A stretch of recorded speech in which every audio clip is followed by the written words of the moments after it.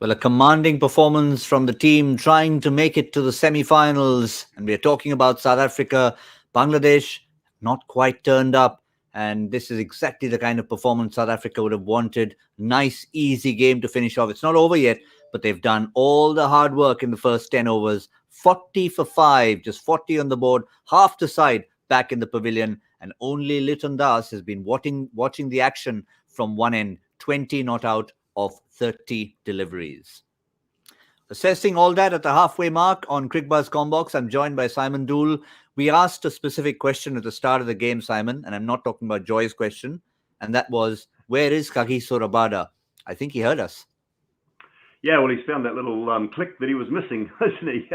And, clearly, and sometimes it's just a little thing. It might have been something he worked out in between games. It might have been something he discovered in the nets. He might have talked to Nokia. He might have talked to the bowling coach and just figured something out. Maybe he had a chat to Dale Steyn prior to the game. But 3 for 14, he's been superb. I mean, that Yorker, that in-swinging Yorker, very first up to Shumasaka, it does not get any more Kagiso Rabada than that sort of delivery. So nice to see him back. The surface is definitely, as we talked about at the sort of the pre-match and the build-up, obviously having to last for 2 games in a row, they have left an element of grass on it. It really does suit South Africa a lot more at this stage. And I think it was Pommy and Bunga, wasn't it, who made a nice comment about them feeling like they're at home, just making sort of their grass on the wicket just made them feel like a little bit more like they're at home. So terrific performance so far. They'd love to finish it off. I mean, they don't want Bangladesh to squeak their way to 120, 130. They would love to bowl them out for 75, 80, really enhance that run rate a little bit more and stamp their authority on this group, on this second place placing in this group.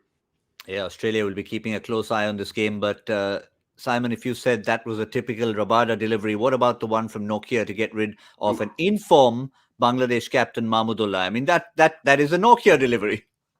Yeah, it's a brute of a delivery, isn't it? When you look at that, I mean, just the telephone numbers outside of Litton Das, isn't it? 9003.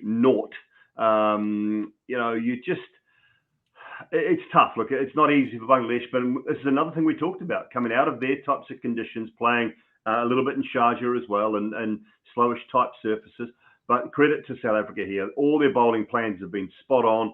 They've used the facilities. Nokia's delivery, as you say, an absolute brute of a delivery, just climbing. And what would I know? I thought that Mushfiqur and Mahmudullah would be slightly more equipped, slightly better equipped to play the shorter, quicker bowling, but they just haven't been. Not at all. They put on 22 for the opening wicket, which is quite incredible. So what have they lost here? 5 for 12. Yeah, 5 for 12. That's in the space of 4.5, 5 overs. So quite an incredible turnaround from being none for 22, and South Africa are all over them at the moment. Yeah, Pretorius has also chipped in. He's not done his sort of very slotted role of coming in overs number 18 and 20. He's come in, joined the party. So there's going to be a feast of spin at the other end. But South Africa have done the damage up front. Bangladesh will be thinking, as you said, they'd like to squeak their way to 3 figures. And maybe they'll feel that if they can somehow see out whatever's left of Nokia, Rabada, Pretorius, they will save some for the end. They can just get those 8 overs of spin more familiar to them.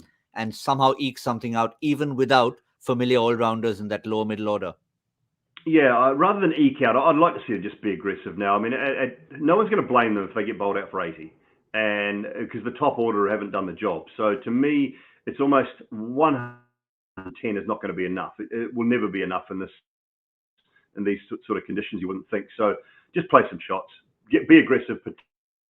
Best option. Try and pick up 130, 140, and maybe then the bowlers have an opportunity to try and defend it. But I don't see them defending 100, 110.